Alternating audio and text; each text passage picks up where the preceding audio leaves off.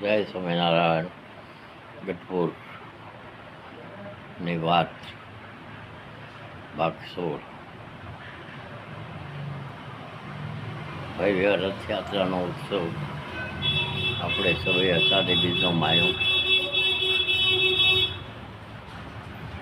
પૂરા દેશમાં ખાસ કરીને સૌરાષ્ટ્રની અંદર અષાઢી બીજનો મહિમા, ઉમંગ અને ઉત્સવ ભગવાન જગન્નાથજીની રથયાત્રા,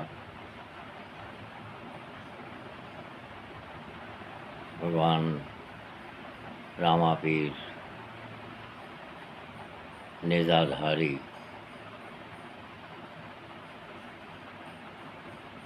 નેજાનો ઉત્સવ આપણે સૌએ માન્યો. અમારે તો ગઢડામાં જે ગુજરાતની પ્રથમ નંબરની રથયાત્રા અમદાવાદ જગન્નાથજી મંદિરની રથયાત્રા છે.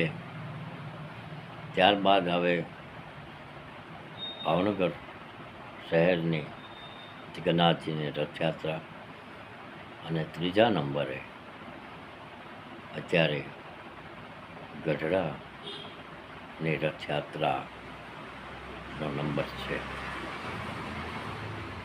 એટલો બધો માહોલ ગઢડા તાલુકાના 76 ગામના લોકો ઉમંગભેર, દરેક સંસ્થાઓ, દરેક જ્ઞાતિ, 18 વર્ણના લોકો રથયાત્રાનો ઉત્સવ ભરપૂર માણે છે.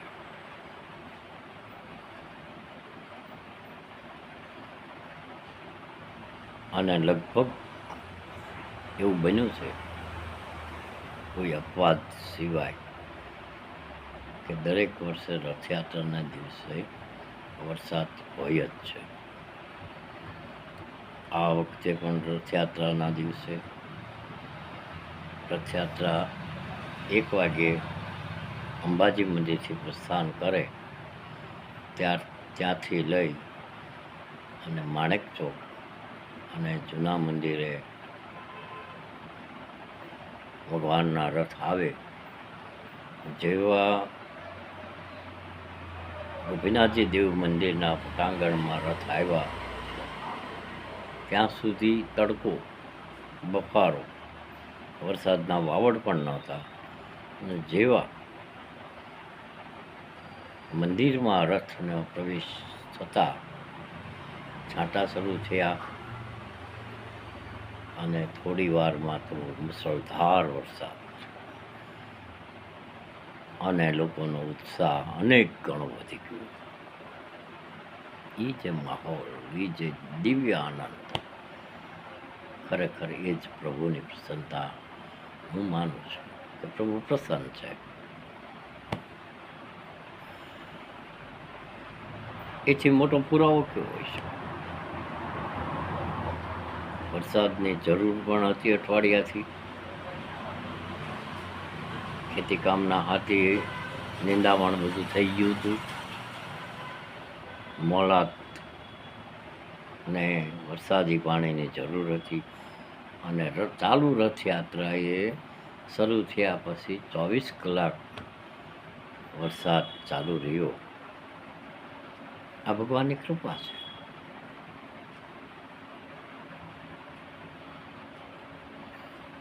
અત્યાર સુધીની ગઢપુરની વાતોમાં મેં અમારા પંચતો પડવા બાપુ એબલ ખાચરની વાત કરી છે. શ્રીજી મહારાજની વાત તો સાથે હોય જ. અમારા અક્ષરમુક્ત ટીબામાની વાત કરી છે. ગોપીનાથજી ની પ્રાણ પ્રતિષ્ઠાની વાત કરી છે.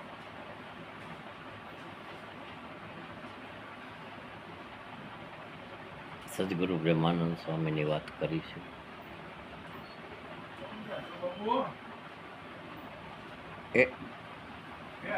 હા એક હા હા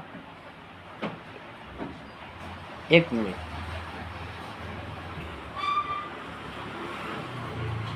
એટલે મુખ્ય વાતો આજ સુધીમાં જે મારી યાદીમાં પ્રમાણે આપ સમક્ષ કરી છે. હવેથી જેવા મારા પુંસલો પડવા બાપુ દાદા ખાચર એવા જ મહાન ભક્તરાજ એવા રાજવી ભક્તોની વાત કરતા રહીશું. એ સાથે આજના અષાઢી બીજના માહોલ અને મહત્ત્વની વાત સાથે આજની વાત પૂરી કરું છું. આપ સૌને જય સ્વામિનારાયણ. ગોપીનાથજી મહારાજ આપ સૌને સર્વ શુભ પ્રકારે ક્ષમકુશળ રાખે એવી ગોપીનાથજી મહારાજ પાસે પ્રાર્થના સાથે જય સ્વામિનારાયણ. જય ગોપીનાથજી મહારાજ. જય જગન્નાથ.